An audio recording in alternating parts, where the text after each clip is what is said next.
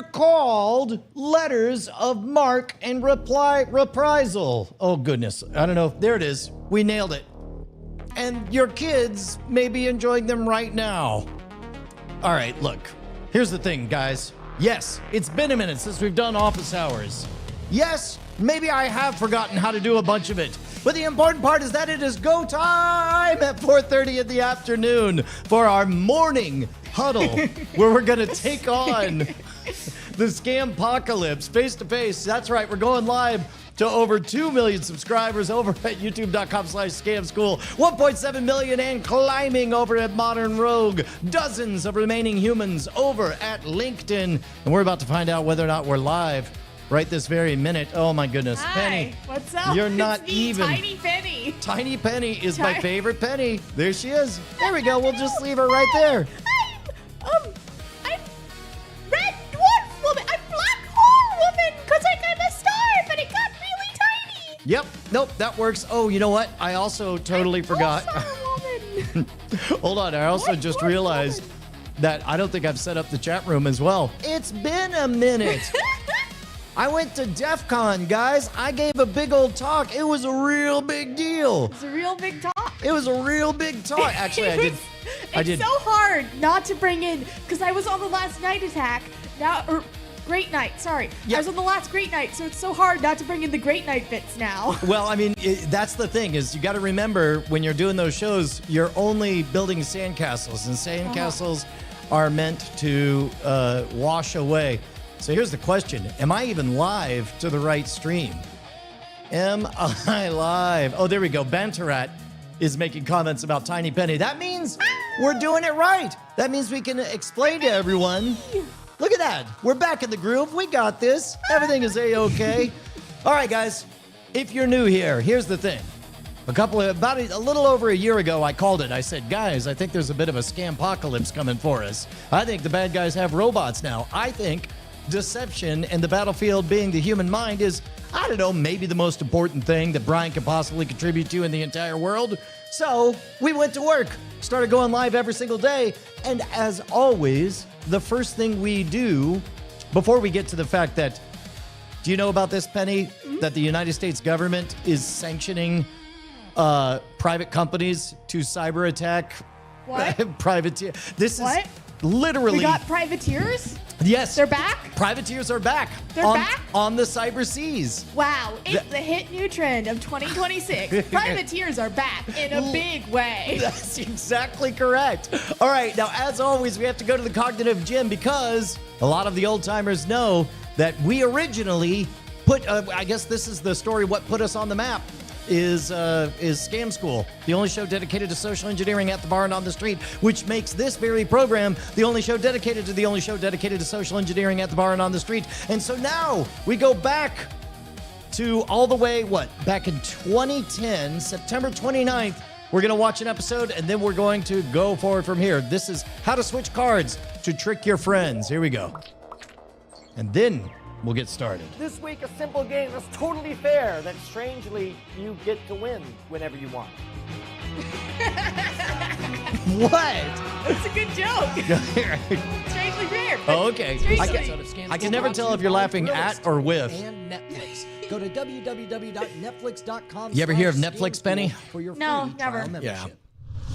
Welcome to the show that, to be honest, is like dancing with your cousin. I was Awkward. playing the tabletop Scam game School, the recently. only show dedicated to social And, engineering at the bar and on the street. I'm your host, Brian Brushwood, and no matter who you are, no matter what you're up to, you can't be too good looking, too muscular.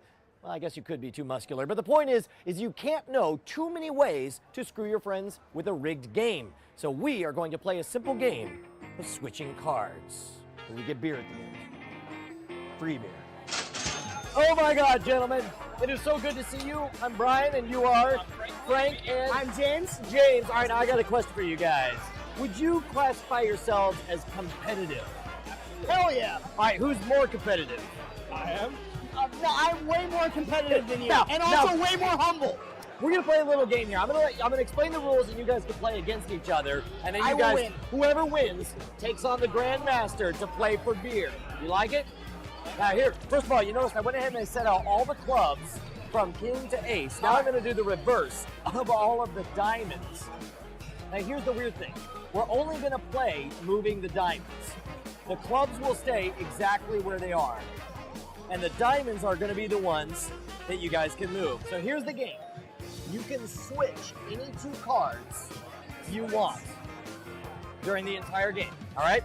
Your goal is to get them to line up so that they lock in. For example, if you switched the 8 and the 6, the 8 would be on the 8, the 6 would be on the 6. Once that happens, they're closed out, they're locked in. You with me so far? Now you could choose to move ones that don't line up. You could choose to move some that line up and some that don't, or you could choose to lock them in 2 at a time, whatever you want. But once they're locked in, they can't be moved at all. The winner is the one who is the last one to lock them in. In other words, the loser is the one who can't make a move because they're all locked in. Make sense? All right, now you'll notice as we go across, the 7s are already lined up. So that's like a free parking space. So we'll go ahead and lock that in now because they're already lined up. So the question is, who wants to go first? I do. All right, I love the enthusiasm. Go for it, Frank. Ooh, interesting. He does a fake out. I'm gonna lock in the jacks. So he locks in the jacks. All right, so flip it over. You locked in the jacks. Good. What? Power play. 2 down. Oh, I see. You're too scared to lock any in. Look at that. Bam. 2 in the queen. I lock in both.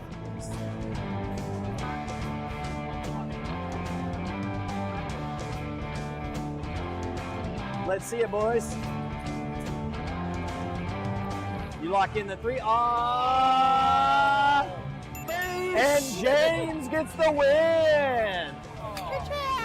All right, now James advances to the final round. So by now, the important thing is that by now, we've number 1 established who's the better competitor, Me. Frank. And second of all, you guys know the rules now, right? Kind of. Second up, you're gonna play against the master, and if you win, I will buy you a free beer. Sound good? All right. All right, dude. But first, we gotta thank our sponsors. Look at that. Pro setup. The how A, you have B, that one and friend C who always block. hooks you up? There we go. Get out of here. We're going to learn about Thrillist from a million years ago. Do you know what Thrillist was? It may still be around. I don't know. But it was all about, oh my gosh, the increasingly poor decisions of Todd Margaret. That's amazing. Did you ever see that one, Penny? No. Yeah, it's pretty good. All right, so what's your theory on what's going to go on? I have a feeling that the B block is not going to be the most exciting block on the planet for this one. I don't know. Because, like, it does seem fair, but you said, it's interesting, you said at the start that you can win anytime you want. Which implies that you can just, like, end the game instantly in your victory. Well, I think that means you could choose to win or okay. not. Here, we'll see. Grand Champion Tournament. Now, I want to be very clear here, James. Do you have any questions about the rules? How quickly can I beat you? Oh, wow. So that's how it is. And let me be clear, if you win, I will buy you a drink.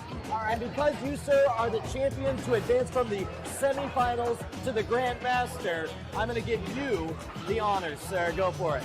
All right.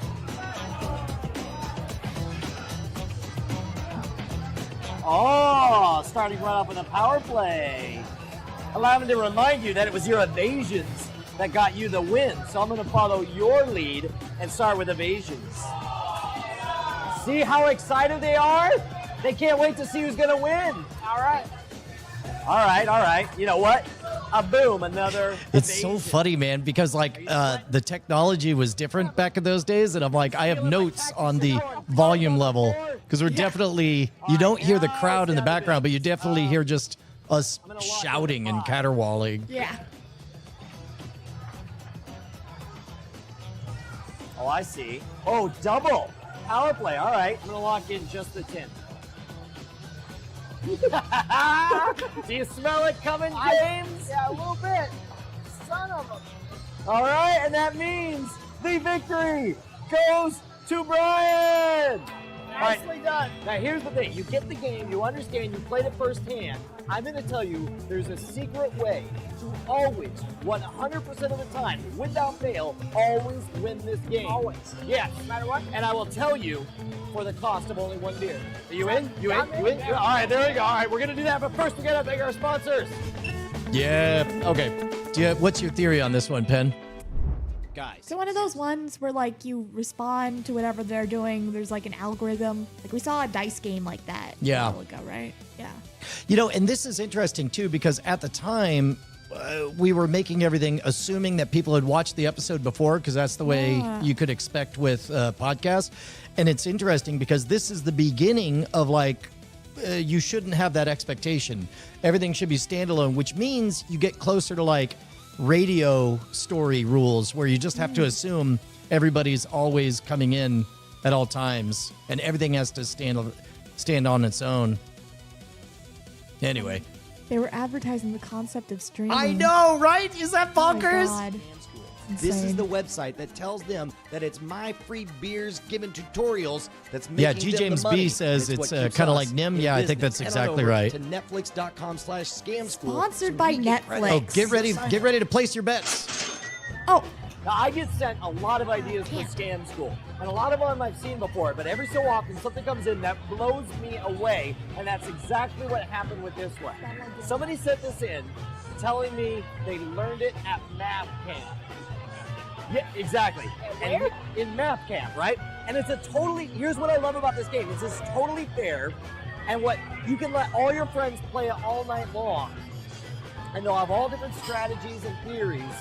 But the bizarre fact is, and I'm not lying here, that no matter what you do, no matter what your strategy is, no matter how you try to spin it around, no matter what, whoever moves first loses.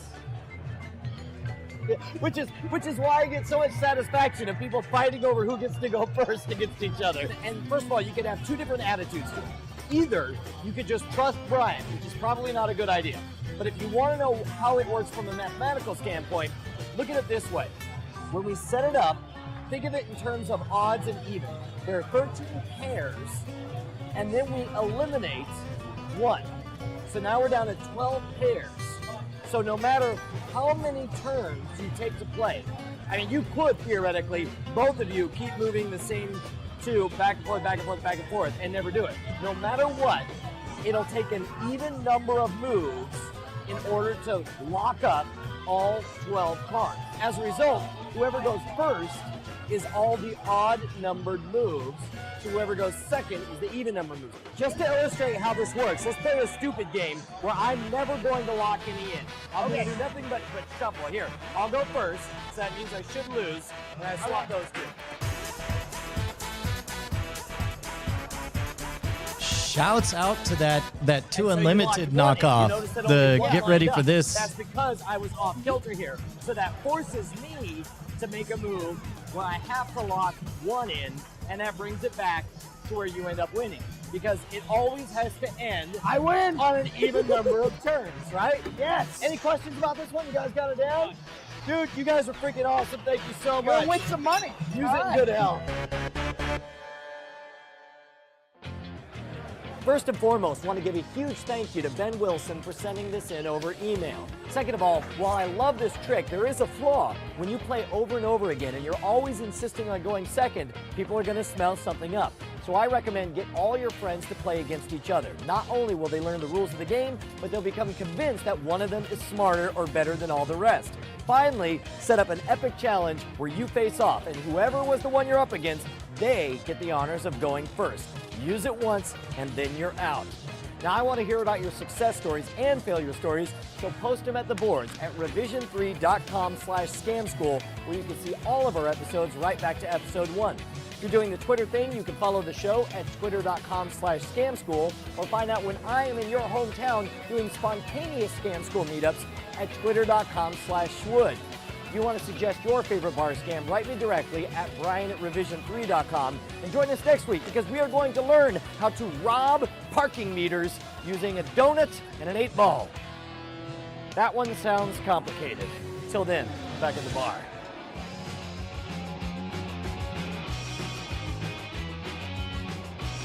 I don't think technically you can rob an inanimate object. Like, you can't. Well, can't you rob an ATM?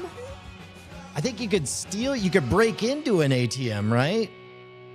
Yeah, I guess. I mean, it's assumed when you, like, there's sort of an implied owner of the inanimate Yeah, object. you rob a I person, guess. right? And in fact, Yeah, like but, if you like, break into a house and you steal you everything. rob a house. Yeah. But Oh, there's an wait. implied owner of the house. You do rob You a rob house. an ATM, there's an implied owner of the ATM. You rob Well, a that's the parking bank meter, then. there's the implied. Yeah, you rob a bank. Yeah. There's the owners of the bank. All right, look, here's the important part. Everybody wants to start gambling, so here's what we're going to do. You're going to guess. Here's the thing. This episode came out on September of 2010, and some of the episodes were hits, some of them were not. So you guys are going to place your bets. You're going to go to Guess Attack, GUESSATTACK.com, and you're going to guess how many views this one is accrued. Sine Wave is the first one with 761,776. G. James B with 469,911. Star Woman with people are over there. 314,159. Hawk Worley with the blue chip stock of 1.2 million and climbing. Bantarat with 369,000 on the nosy, and Cliff Horn with 160,000, and the real number. Whoops, I don't know what I just showed. There we go. And the real number of views was 277,863. Let's do this. Guesses closed. Yeah, sine wave. Close it out. Close it out. We have to figure out what our winner is. Yeah, burgle a house. Rob a house? Burgle a house. Burgle rob. Our winner is Joey H with 300,000. Wait, did he do that after we revealed it? Guesses closed. Oh, yeah. You got to say guesses closed and then put the actual number here. I'll do it. Boom. Guesses closed and the actual number. What did I say? 277,823. Boom.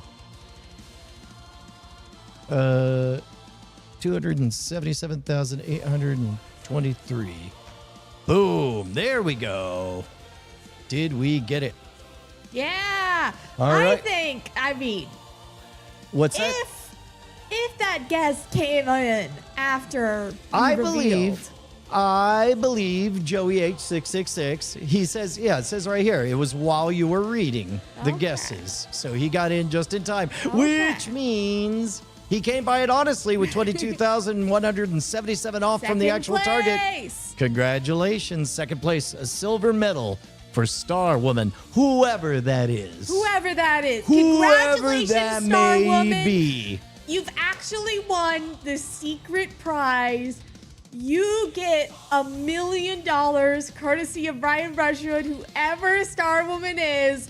Could be anyone. Could be but anyone. Come forward in secret afterwards. That's right. Claim your prize of Exactly. $1 million. All right, Penelope, I need you to answer some questions because we got guests at the front door. Yes. So I'm going to go attend to our guests, and I give you the con. What do you Right, What do you want to Jack. talk about while we're doing the thing? Okay. Yeah, you got something? well- Okay, cool. Oh, okay.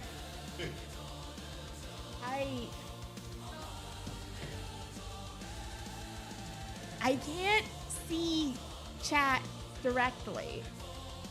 I can only see you as you pop up on screen. So,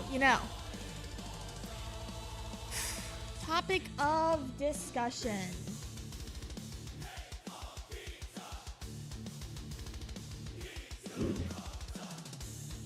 It's really hard to be on the spot, I tried to stream for a while and I hated having to I can do it, I can entertain fine when I'm in a group, but having to entertain solo, Nightmare World, you won at Powerball $7.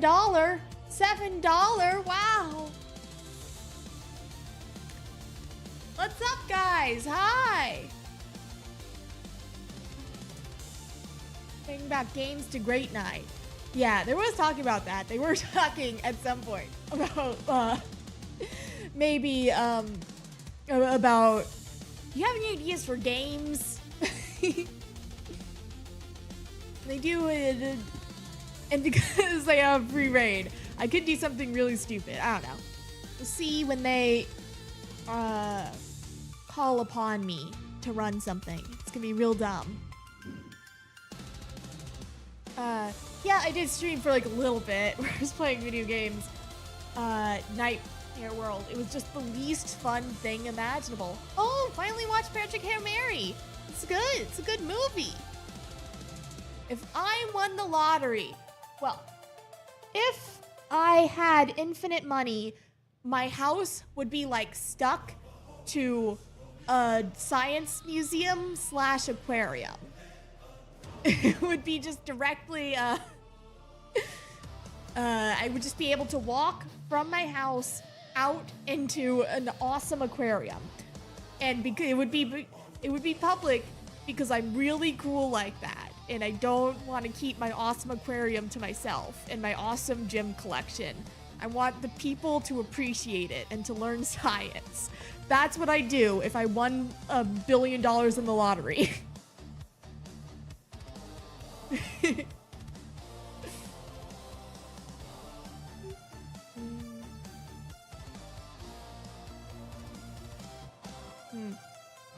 I'm always like, well, in my heart of hearts, I'm like, well, how impractical is it to have a tank of jellyfish? Because I love jellyfish. Every time I go to the aquarium, I'm just there standing at the jellyfish tank for like a comical amount of time. One time I went to the aquarium with my friend and they were just watching and they were like, it's kind of really silly to see you standing there looking at the jellyfish enraptured, wearing your jellyfish themed hat that I was wearing because I knew I was going to the aquarium that day. And I had a jellyfish themed hat because I love it. Because I love jellyfish. What can I do if I won the $7 from the lottery? I think I'm gonna be honest, probably spend it on Art Knight's monthly card. I would spend it on an equivalent to a 10 pull plus some extra resources in one of the gacha games I play. Whatever you guys want. Oh? Yeah. Here, Oh. I'll put on something else. You guys can. Yeah. Yeah. Here. Hey. Yeah. Okay. Welcome back Yeah, consider it. to All right. Office Hours, guys. Strongest start we've How ever did it had. go? How did it go? Did you answer the tough questions? I talked about what I'd do if I won the lottery and got super rich. Oh, and the answer was you would pay whoever won. Whoever Star Woman it's is. your job to pay whoever Star Woman is. Yeah, well, now we just have to make that $1 million prize is all, right? How tough can that be? You know, good point. All right, so let's talk about this news story. We've got I guess I'll go to the news here. Check this out. Here's a pro Yes. move. I'm just gonna type the word cyber. Cyber. I like cyber. There we go. We got a Politico article. The government is recruiting tech companies to help fight its cyber battles. The massive policy shifts comes as Americans reported losing $21 billion to cybercrime in 2025. Yep. So if only there was a group of people who saw this coming. And maybe If only there was a program you could tune into to educate yourself on the upcoming, ongoing Scampocalypse. I mean, maybe somebody saw this coming a little bit ago and decided to drop everything and rejigger their entire life so that they could report to the front lines of a global apocalypse fueled by robot-empowered scammers and cyber fraudsters. At any rate, the president, whoever that is paving a legal pathway for U.S. companies to launch cyber attacks on foreign cybercriminal gangs, a significant and potentially controversial measure that would put approved tech and cybersecurity firms on the front lines of digital combat. The presidential memorandum released this Wednesday comes as the Trump administration repeatedly pushed for more aggressive action to counter foreign scams and cyber attacks. The memo represents one of the biggest shifts in U.S. cyber policy undertaken in recent years. It would empower tech and security companies whose data and control over the internet's infrastructure often offer unique insight into foreign hacking operations to mount state-sanctioned digital strikes. So I believe the way these letters of marque and reprisal worked It was originally to combat piracy back in the 19th century. And basically, whatever you killed, you could keep. And so I assume, knowing this administration, that I'm guessing that a select number of companies are dropping everything in order to get approval to go out and do exactly this. Now, meanwhile, longtime faithful know that we've been seeing real attacks. Madison Square Garden was the victim of a extortion racket. They got totally compromised, and later 45 gigabytes of data got released, including allegedly 26 million unique faces and a bunch of embarrassing stuff. And now the basement of the class action lawsuit is thought to be $5 million against Madison Square Garden. So there's a lot of serious negative externalities here. Now, whether or not the U.S. trying to hack the hackers, I don't know whether or not that works in the long term, because what you're going to have is a lot of small bootleg operators who go prospecting, trying to scam, because we did that one story about scamming as a service, where you could basically download an entire cybersecurity scammer's initial kit that you could do scamming as a service. Anyway, they'll outline steps for participating companies to obtain approval for proposed offensive hacking operations so the government can confirm that the targets are criminal gangs. What are they going to do? Just look at your work and say, yeah, probably. And then there's even, it says here that occasionally, they may hit Americans, in which case they'll whoopsie doodle.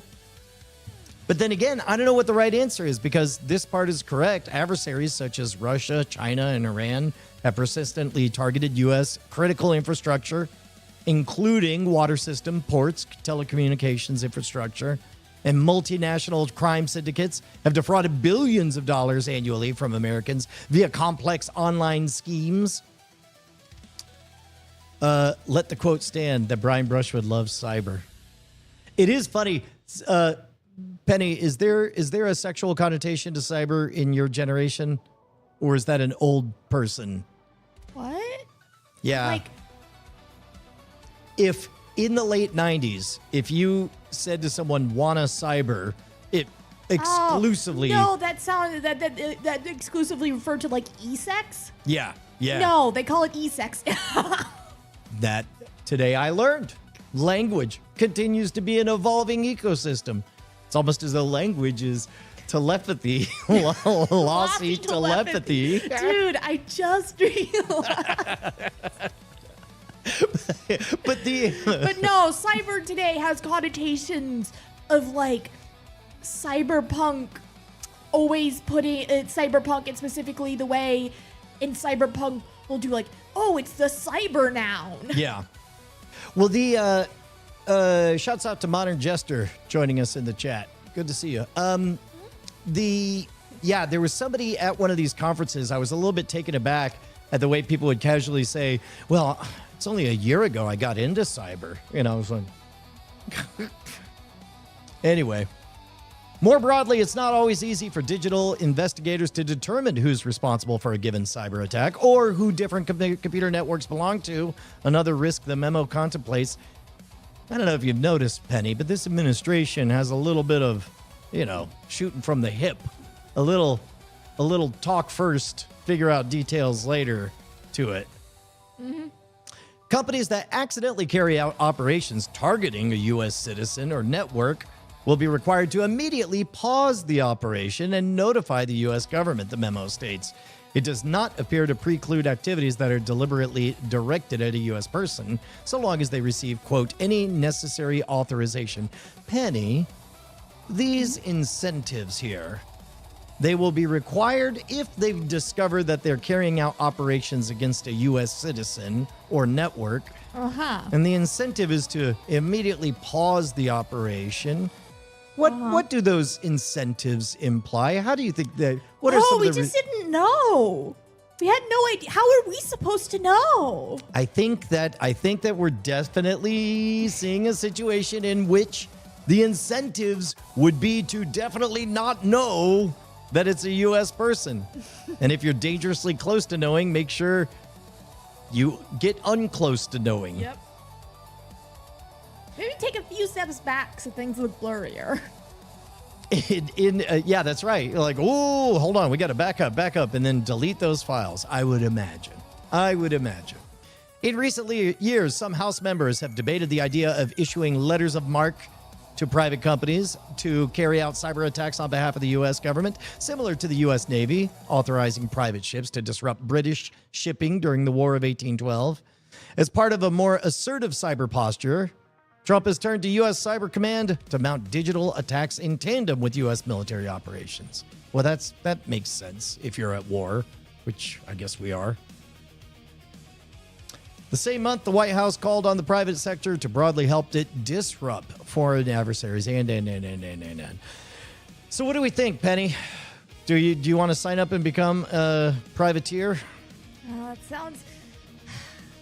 There's no swords involved.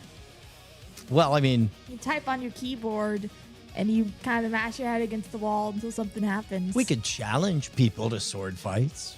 Just for fun? Yeah. We could play a game of Sid Meier's We could do that Pirates. without being a cyber pirate.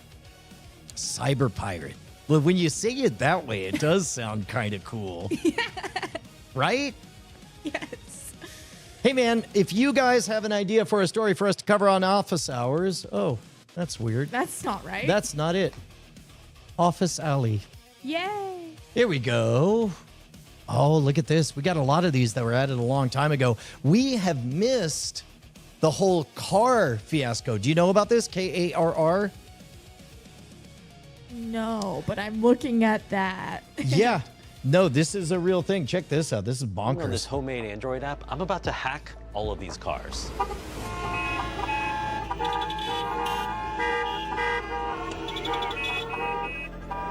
In fact, this device inside all of these vehicles makes it disturbingly easy for anyone.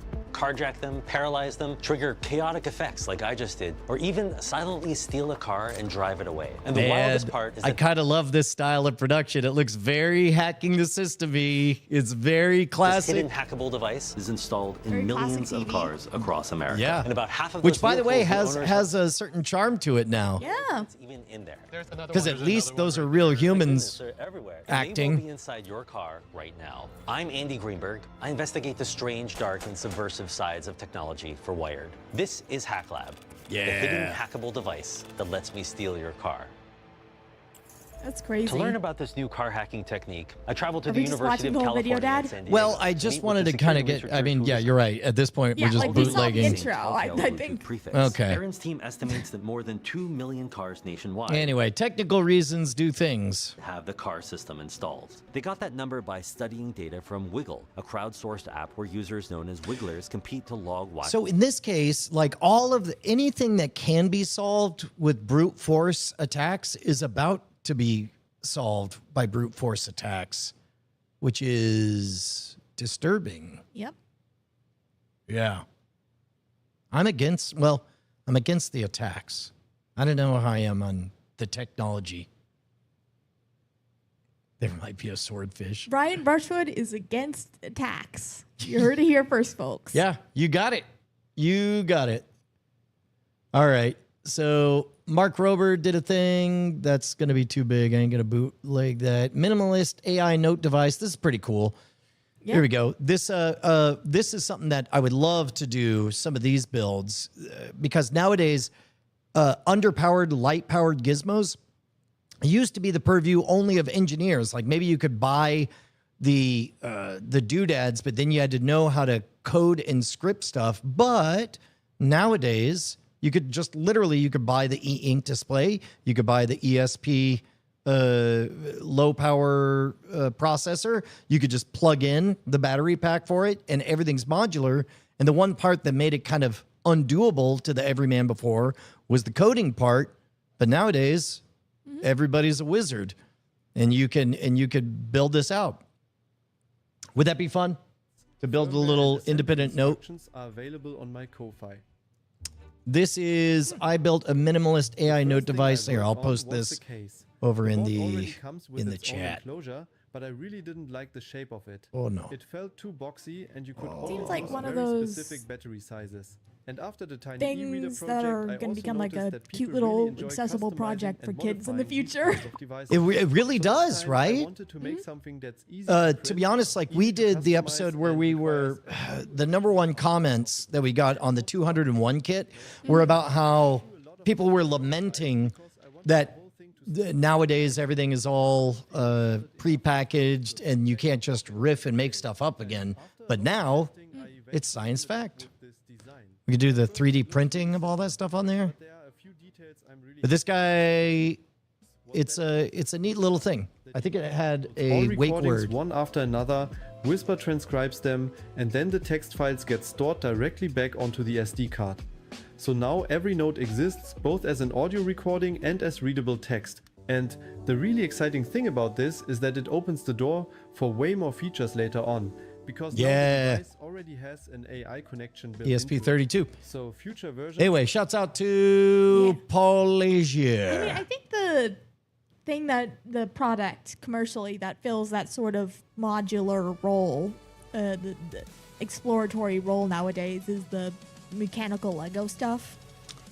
Yeah, that's a closed ecosystem Yeah, that made it work. you're But right. nowadays, so kind of like the snap circuits filled the 201 Yeah. thing. But the neat thing was that, you know, at some point you would have an idea with the 201 kit and you would just Yeah. go out and buy the gizmos.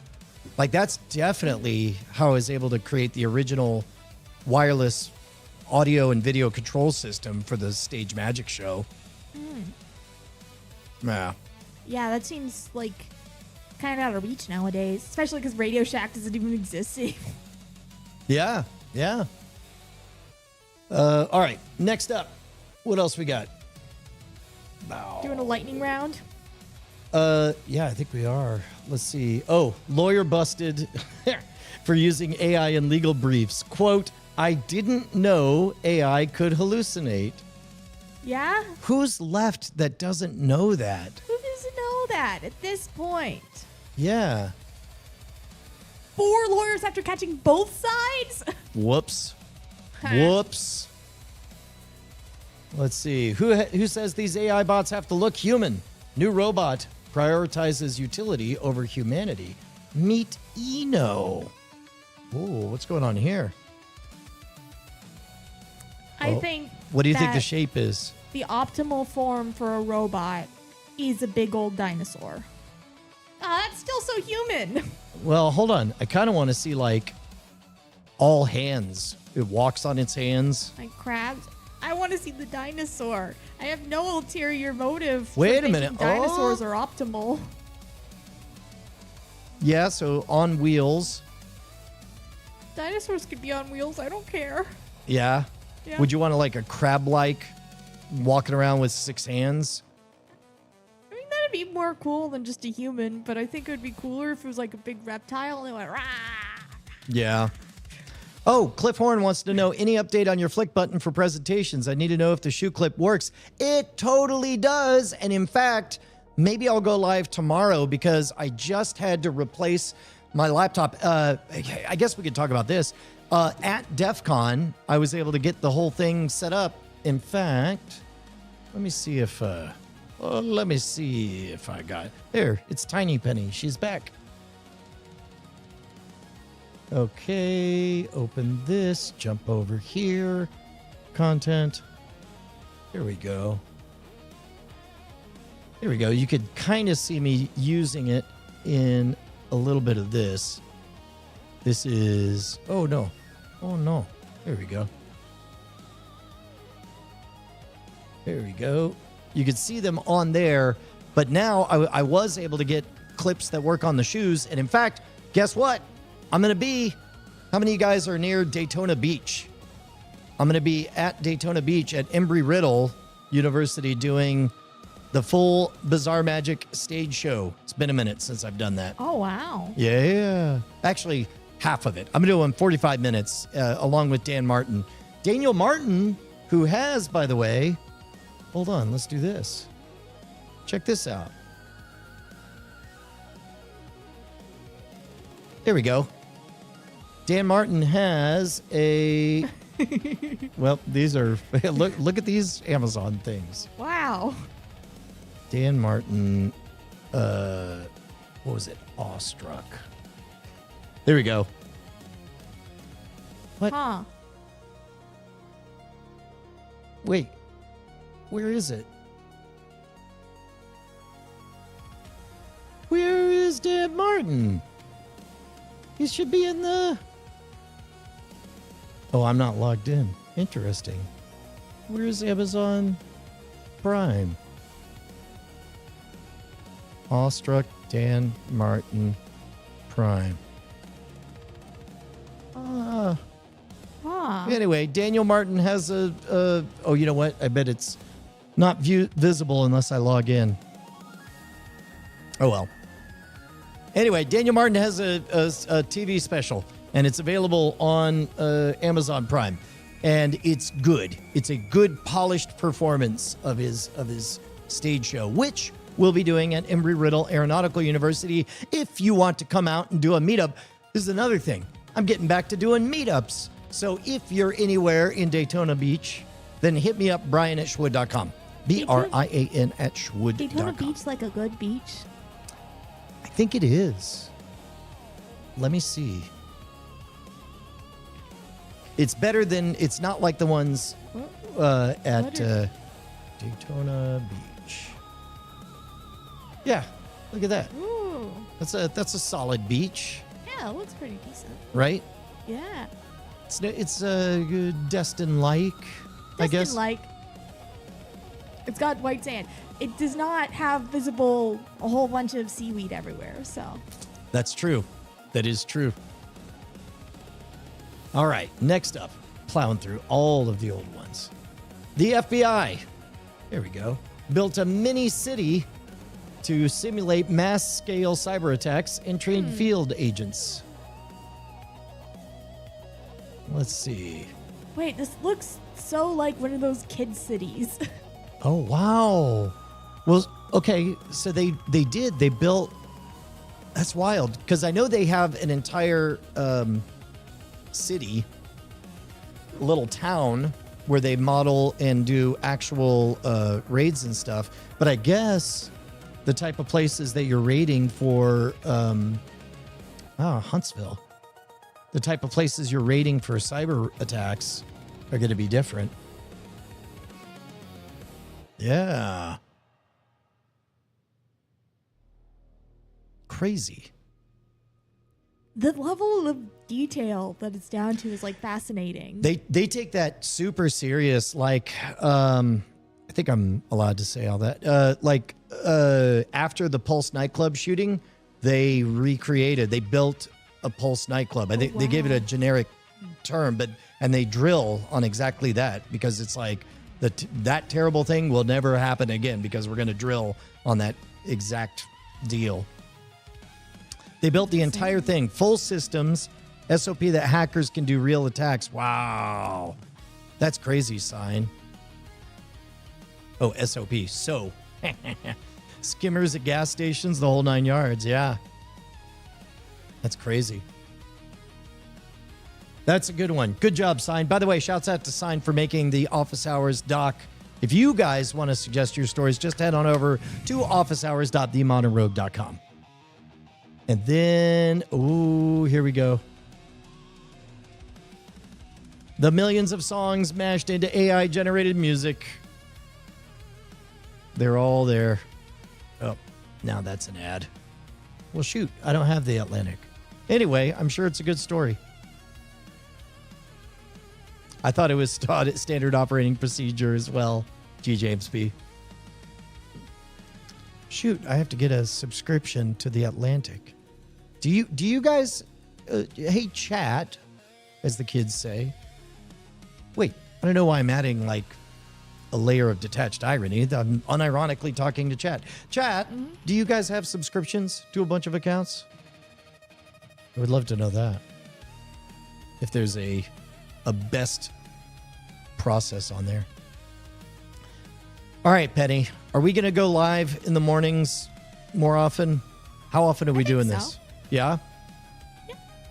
We fell off of our game when we went on vacation. I mean, I was always ready to do whatever if you wanted to pull me on camera, but I was always ready to talk on camera. G. James B, I believe that isn't there like an Apple News account that gets you subscriptions to a bunch of publications? It's interesting because, like, I would not, like, for me, seeing this and seeing, like, a paywall is not a... Oh, because you were on a university account and you just had everything? Well, I mean, no, what I was going for was, well, it's a little weird to see it in places that I used to have access to, but seeing a paywall to me is not, oh, I gotta pay for that. It's, oh, I'm only gonna look at this like one article, so either I guess I'm not looking at the article or I'm finding a way around it. You know, it's interesting because on the one hand, I'm annoyed that all you can see is the headlines, but also if you, in the olden times, are coming and going through a hub, there was always a newsstand, and really the majority of your news was just headlines, which is kind of, the title and thumbnails of the 20th century. Headlines, the title Headlines, thumbnails yeah. of the 20th century. Well, and that constant push-pull, the authors of all the articles always hated the editors because the editors could pick the titles and the headlines. Similar to even today in the book publishing business, somebody will write things like on clouds and raindrops or whatever, and then the book will come out. It's like water kills you. And they're like, that's not the point of the book. And they're like, that's what it takes to move books, kids. Oh my God. Kids. So absurd. All right, let's do back to the office hours. A Korean man mixes work with pleasure. Okay, this is a That's good never happened before. And oh my God, that's so silly. one. Okay. Would they notice if I did a Zoom meeting while riding a roller coaster? Okay, that's a pretty good bit. It is a pretty good bit, but it's a pretty good bit. But unfortunately, this is the part that breaks my heart, is they're all acting. What? Yeah, this is a commercial. And they couldn't even, like, the reactions look like they're acting. Oh my gosh. And then they even give it up, which is a bummer because there's like so many.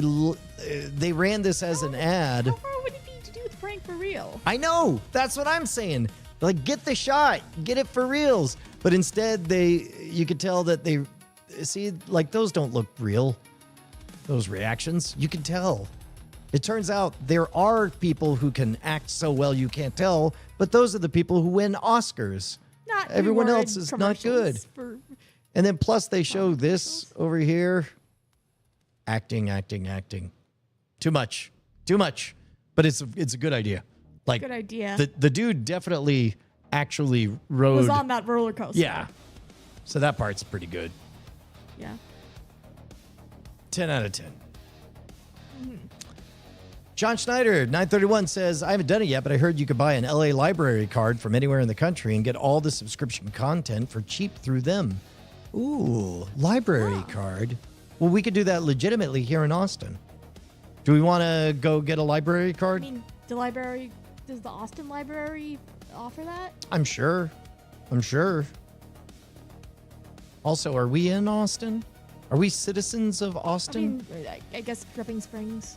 Velvet Lip says Canopy. I don't know what Canopy is. What's the story on that one?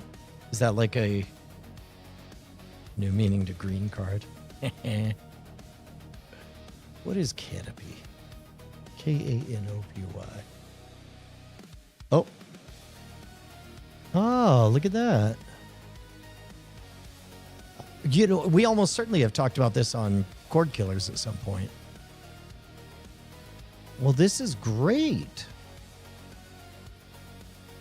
Yeah, let's get a public library card. Let's do an episode, Penny. Yeah. Add that to the list. We should do an episode of what all can you get with a public library card. Okay. Yeah, Sine Wave actually. There was an episode of Remington Steele that we were doing for Cord Killers, and we couldn't find a legit way to watch it, so we ended up having to watch it streamed from a Russian social media page, which was funny because the Remington Steele episode, literally the Soviets were the bad guys. Oh my gosh. And so we're seeing all this Soviet Russia stuff. Yeah. Okay, Velvet Lip, 10 out of 10. You're the hero of the day. That's good. Okay, well, I'm going to save the rest of the stories for tomorrow. But if you guys head on over to officehours.themonorogue.com. Yeah, that's great. Sign has it. And then that means, hold on. You know what that means, Penny? Huh? Hold on. Here we go. No. It's been a minute. There we go. There we go. All right, beautiful people. We're sort of back. We kind of have it. Let me see if I can refresh this. I'm going to reload this page. We'll do this. Refresh. Oh, no. There we go. All right. So long, beautiful people. We're getting back on it.